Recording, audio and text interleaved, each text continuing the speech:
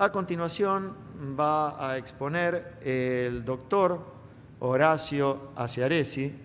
El doctor Acciaresi es una reciente incorporación a la institución y nos honra especialmente porque tiene antecedentes académicos muy importantes. El doctor Acciaresi viene de cursar una carrera muy fructífera en la Universidad de La Plata, donde realizó su grado, su maestría y su doctorado, y actualmente se desempeña como investigador en INTA Pergamino, forma parte del grupo Protección Vegetal y es coordinador del Departamento de Producción Vegetal y Gestión Ambiental.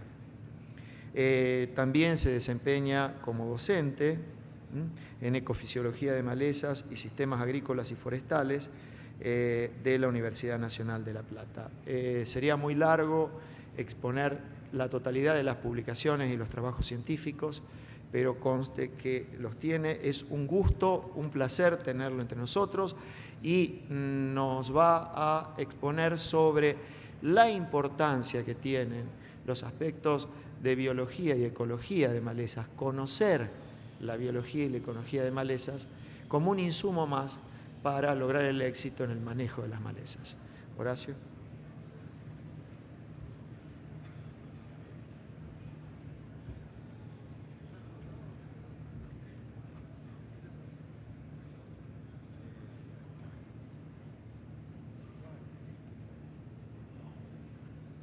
Subís y bajas. En este caso, sí. Perfecto. Bien, buenos días. Antes que nada, agradecer la invitación realizada por los organizadores y especialmente en la figura de Juan Carlos Papa, que ha sido extremadamente elogioso y exagerado. En lo que a mí respecta, para cerrar un poco lo que es la presentación de este panel, y a propuesta de lo que Juan Carlos me hizo cuando me invitó a participar, era poner la mirada un poquito más allá de lo que es aquellas cuestiones que tienen que ver con cómo manejamos los sistemas, los agroecosistemas, y específicamente cómo nos enfocamos cuando tenemos que hablar de los procesos del malezamiento. En general, hablaba hoy con Daniel Tuesca en la mañana, le comentaba, esto era un tema que hace 15, 20 años se hablaba y discutíamos acerca de la inutilidad del enfoque de cara al éxito que estaba teniendo todo el enfoque reactivo y de control, y que realmente era muy exitoso. Obviamente que las condiciones que ya explicó Daniel y Juan Carlos, esto está extraído de un trabajo muy interesante que ellos han realizado y donde plantean de manera muy gráfica qué nos ha llevado a la situación actual. Allí surgen, bueno, Daniel lo presentó, yo solamente quiero extraer algunas cosas importantes, que son aquella progresiva simplificación del sistema productivo con diferentes factores subyacentes que han condicionado y nos han puesto en la situación actual que tenemos en cuanto a la que es el manejo de malezas. Por un lado, obviamente, esa simplificación que fue efectiva, y por otro lado, la visión de corto plazo. Esa visión de corto plazo que obviamente necesaria y en la cual el sistema productivo, la situación económica lleva a pensar en el día a día, pero eso tiene un conflicto en cuando uno analiza los procesos del malezamiento y por qué una maleza es una maleza dentro de un sistema. Ahí hay como un contrasentido, un conflicto de cómo los procesos del malezamiento, hoy hablaba Daniel, se dan a largo plazo, pero nuestras decisiones tienen que ver con el corto y el cortísimo plazo. Allí, obviamente que en esa visión de corto plazo se ha soslayado el aspecto, la importancia que podía llegar a tener la biología de la maleza dentro del sistema, las prácticas curativas, es decir, reaccionar a la presencia de la maleza, ha venido siendo eficiente. Si bien ha generado algunos impactos dentro del sistema, no podemos decir que no ha sido eficiente y que se ha venido controlando de manera eficiente. Obviamente que eso generó externalidades dentro del sistema. Obviamente el objetivo de mantener la rentabilidad a corto plazo es algo ineludible, insoslayable, y bueno, eso atenta justamente contra un cambio de visión o mirar un poco más con faros largos, ¿no es cierto? Lo que tiene que ver con los relevamientos sistémicos dentro de los sistemas productivos, en lo que tiene que ver con malezas, prácticamente no se hacían, están ausentes. Realmente uno no ve que se haya puesto énfasis en esa cuestión. Con lo cual, el conocimiento o la utilidad de una biología de la maleza estaba totalmente soslayado. Y por otra parte, la ausencia general, ya digamos, no solo a nivel de producción, sino a nivel de gestión de política educativa, la integración en programas de manejo de malezas y la formación de nuestros profesionales en ese enfoque, ¿no?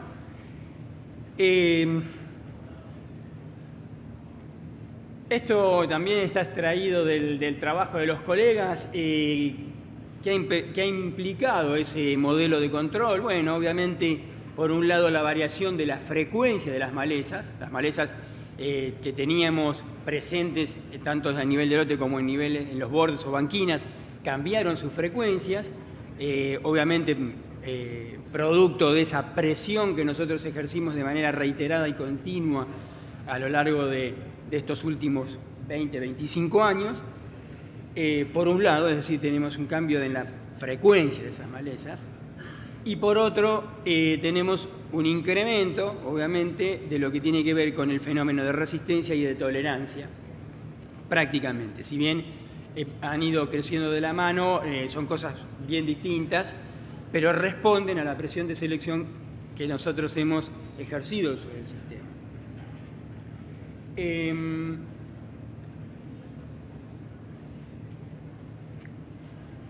¿Qué tenemos? Bueno, esto lo han visto en cuanta charla asisten y en cuanta jornada se presentan. Estas curvas de incremento de la resistencia a nivel mundial en los diferentes modos de acción. Estamos en algunos casos con pendientes exponenciales, en otras empiezan a ser exponenciales. Y obviamente eso es un llamado de atención importante para cómo nos paramos de cara al futuro.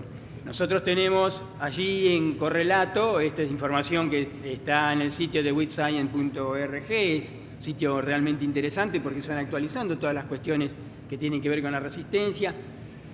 Vemos el mapa, nosotros estamos pintaditos ahí con un rosa y la idea es no convertirnos en un rojo fuerte como tiene en el caso de Estados Unidos, es decir, 150, 160 especies resistentes. Nosotros estamos, nombraba hoy Pablo, en unas 20, 25, dependiendo la confirmación de algunos casos, pero obviamente no tenemos que duplicarnos como Brasil, que tiene 30 y pico, Australia, que tiene 80, Canadá, que tiene 90, es decir, no deberíamos tendríamos que tener presente este panorama y no deberíamos generar más acciones en ese sentido, ¿no? Esta es una radiografía, es un estado actual en el cual hoy nos encontramos. Bueno, de cara a esto, ¿cómo nos paramos? Hoy tanto Marcelo como Pablo como Daniel fueron presentando cuestiones, algunas fueron ya compiladas por Juan Carlos, de que tenemos que pensar, tenemos que reenfocar el problema, ¿no es cierto? Reenfocar el problema y pensar el problema que no pone una idea por sobre la otra, es decir, no son ideas contrapuestas. Nosotros tenemos que superar esta situación pensando de una manera integrada dentro de lo que son los métodos y los manejos. Así, bueno, esta es lista que era de 6 meses atrás, que ya debería actualizarla. ¿Qué es lo que nos surge? Van a encontrar frecuentemente esta definición, es decir, que todos aquellos intentos que nosotros hagamos por resolver utilizar la tecnología que ha generado ese problema, nos lo va a reproducir, ¿no? Y muchas veces nos lo reproduce agravado. Entonces, debemos pensar la situación, un poco volviendo a la idea de Marcelo, es pensar esa situación, reenfocar y decir, bueno, ¿a dónde estamos parados? De acá, ¿cómo nos ponemos de cara al futuro? De cara al futuro nosotros tenemos como 2 enfoques que claramente no son contrapuestos, son 2 enfoques que deberían ir y venir. Nosotros tenemos que pensar de manera integrada. Esto sería empezar a pensar de manera integrada.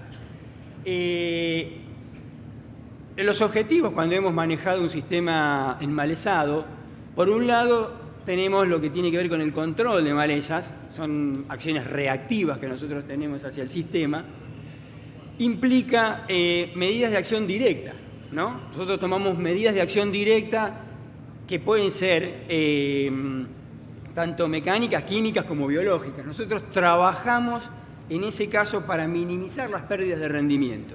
Nos interesa qué está pasando en ese lote, en ese predio, en el corto plazo. Esa acción ha tenido un basamento fundamentalmente en lo que tiene que ver con la interacción cultivo-maleza, es decir, hay un fuerte énfasis bajo este enfoque en lo que tiene que ver con la competencia que ejerce la maleza con el cultivo. Muchas veces pensamos que es una cuestión de competencia cuando en realidad no la hay, pero asociamos la presencia de una maleza dentro de un lote, dentro de un cultivo, como un proceso competitivo. Y en función de eso, actuamos. Eso abreva en la idea de, bueno, obviamente reducir la infestación y mantener los niveles productivos. Un hecho obviamente loable y deseable. Por otro lado, nosotros tenemos lo que es el manejo de malezas. El manejo de malezas implica, además de, obviamente, tratar de minimizar y de mantener los niveles productivos, obviamente nadie va a estar pensando en una aproximación de manejo de malezas donde los niveles productivos decaigan, sería no sustentable. Justamente una de las patas de la sustentabilidad es el mantenimiento de la productividad.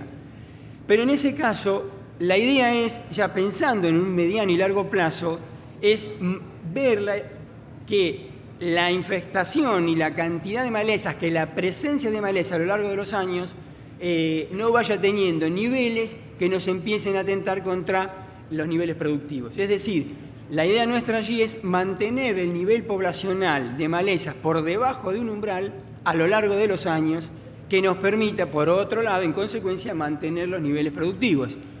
Y como consecuencia de eso, de ese largo plazo, ahí ya nosotros ¿qué tenemos que empezar a pensar? Además de conocer muy bien los procesos competitivos, de los cuales venimos siendo bastante exitosos por este enfoque, deberíamos agregar el análisis o la consideración de lo que es la ecología de la maleza, conocer la ecología de la maleza, porque de ese modo vamos a poder saber por qué una maleza persiste en el sistema y es exitosa dentro del sistema. Nosotros debemos saber por qué una maleza, haciendo los cambios que hacemos dentro del sistema, cambiando la presión, nosotros hacemos presión de selección rotando o no rotando, utilizando herbicidas, cambiando los sistemas de labranza, siempre ejercemos presión de selección. En ese sentido, nosotros tenemos que conocer por qué esa maleza es exitosa y persiste dentro del sistema. ¿Qué nos queda entonces de cara a ese enfoque? Por un lado, en el enfoque reactivo de manejo, de control de la maleza, hay mucho por hacer y mucho por avanzar en todo aquello que tenga que ver con la teoría de umbrales, ¿no es cierto? Todo lo que tiene que ver con umbrales de daño económico optimizado, que tienen en cuenta, en este caso, los niveles, digamos, minimizar las pérdidas, pero no en ese cultivo, sino en un par de años o 2 o 3 años. Eso es la teoría de umbrales que hay que refinar en las diferentes regiones ambientales. Eso es muy importante.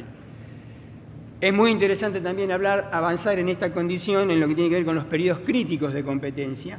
Pues ustedes conocen por allí, han leído que las malezas no siempre ejercen efectos competitivos y existen ventanas donde la presencia de esa maleza es realmente peyorativa para lo que es la producción del cultivo. Bueno, necesitamos redefinir esos umbrales y tener esos umbrales validados a nivel regional.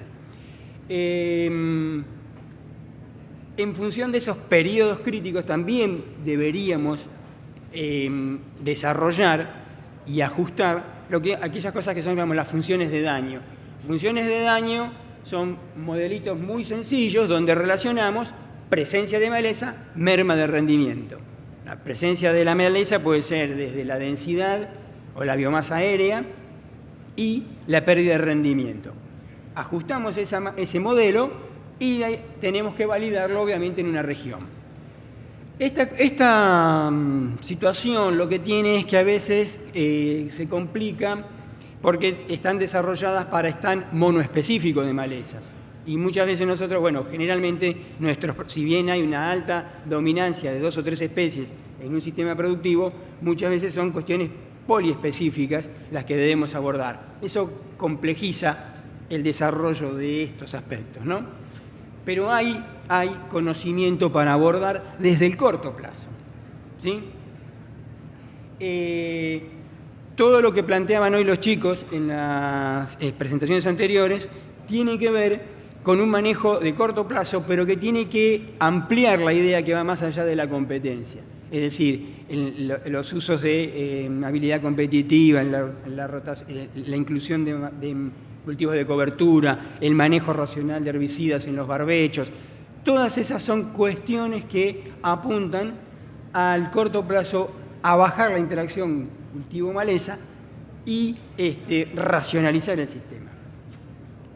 Del otro lado, lo que tenemos que hacer es poner conocimiento para que sepamos por qué una maleza persiste y por qué es exitosa. Allí, brevemente, hay 3 aspectos que son muy importantes que tienen que ver no solo en el manejo de largo plazo, sino en el de corto plazo. Uno de ellos es al que a nosotros naturalmente nos surge como técnicos en la disciplina, es la competencia cultivo-maleza, a pesar de que por allí no estén compitiendo. Pero nosotros enseguida eso es el efecto que vemos principalmente, ¿no? Lo que más fácil podemos detectar. Allí se ha hecho mucho, todo lo que estábamos hablando hoy, de la teoría de umbrales, el manejo de herbicidas, lo que tiene que ver con la interferencia de los cultivos de cobertura, la racionalización de barbechos, apunta a manejar la competencia maleza-cultivo.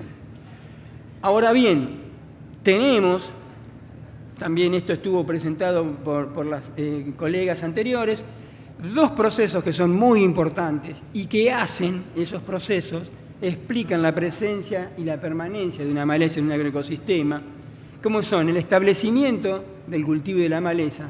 Uno debe conocer cómo se establecen. En las presentaciones anteriores se fueron presentando los flujos de emergencia. Lo presentó Daniel, lo presentó Marcelo, lo presentó Pablo. Cómo se van dando los flujos de emergencia. Eso es clave para saber cuándo una maleza empieza a ser problema y por qué persiste dentro del sistema. Y el otro punto que soslayamos, pero que no es de menor importancia, es la dispersión de las malezas. Nosotros, cuando encontramos ya un lote que estaba próximo con malezas semilladas, hoy los chicos dieron datos de la productividad de una planta, por ejemplo, de palmeri. Eso es importantísimo. ¿Por qué? Porque hay un enriquecimiento del banco y eso nos asegura enmalezamientos futuros. Bueno, la ecología de malezas tiene que ver con esas cuestiones. Tiene que ver con el conocimiento de la dispersión, de los procesos de dispersión, tiene que ver con los procesos de establecimiento y tiene que ver con los procesos de la competencia de la maleza. ¿Qué nos permite conocer esos procesos? Bueno, definir las estrategias, ¿no?, de por qué una maleza es exitosa, conocer por qué es exitosa, podemos definir alguna estrategia y a partir de allí diagnosticar cómo va a ir el sistema evolucionando. Eso es importantísimo. Hoy no me acuerdo quién de los chicos que dijo, medio que nos vamos sabiendo, no sé si fue Ramón, que planteaba, bueno, vamos a ver qué aparece. Cuando vamos a ver qué aparece o cómo va a ir el sistema evolucionando, a partir del conocimiento mínimo de estos procesos, nosotros podemos diagnosticar para dónde podría ir el sistema, ¿no? Aunque después lo resolvamos en el corto plazo aplicando una función de daño o aplicando un herbicida en el momento justo. No estamos planteando dejar de aplicar o olvidarnos de los herbicidas. Es pensar en el contexto en el cual nos estamos moviendo. Desde el punto de vista de muy rápidamente acá da para extenderse, de lo que es la dinámica poblacional, los estudios de dinámica poblacional, cuando hablamos, ¿qué estamos implicando? Lo que queremos conocer es cómo funcionan, cómo van variando los individuos a lo largo del tiempo. Esos cambios a lo largo del tiempo son claves. Nosotros con un flujo de emergencia sabemos cómo van evolucionando esos individuos a lo largo del tiempo.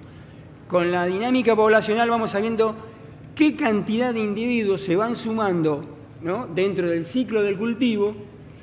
Eso es lo que tiene que ver con los estudios demográficos, es decir, cómo, por ejemplo, tenemos el caso, no sé, de una avena fatua, cuándo se establece como plántula, cuándo macolla, cuándo encaña y cuántas plantas hacen eso durante su ciclo.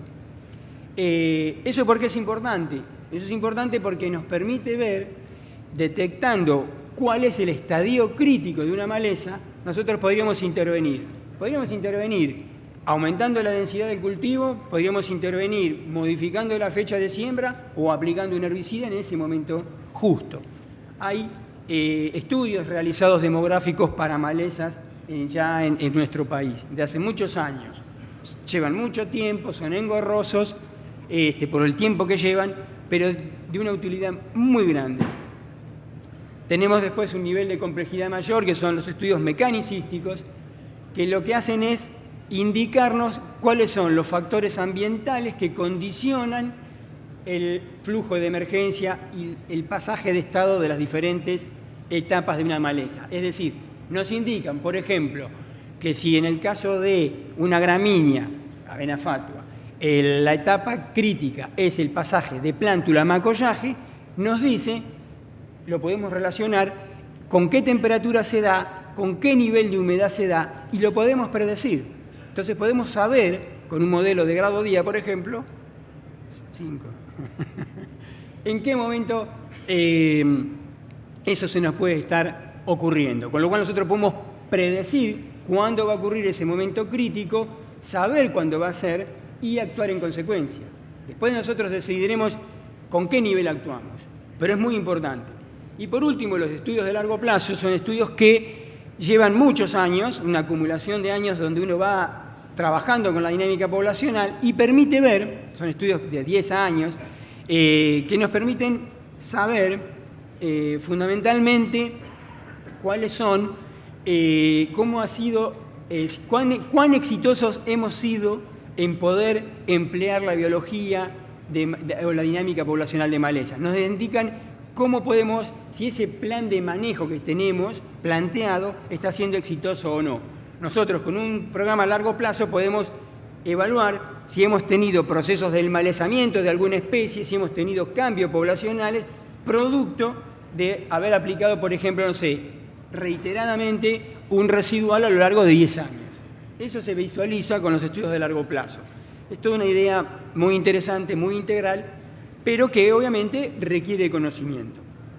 Y para finalizar, bueno, estos serían los procesos, cómo están, cómo tenemos conocimiento, solo hay que pensar e interactuar dentro de que son medidas proactivas y medidas reactivas. La integración de esas ideas, es decir, de los modelos de dinámica poblacional y los procesos de establecimiento y dispersión interactúan, ¿no?, con los modelos de competencia y de corto plazo, y de ese modo nosotros podemos racionalizar el manejo de maleza y seguir manteniéndolo en el tiempo, que eso es lo que es importante. Y finalmente, una cosa que no quería dejar de 2 minutitos, te robo, Juan, que es cómo tendemos a eso.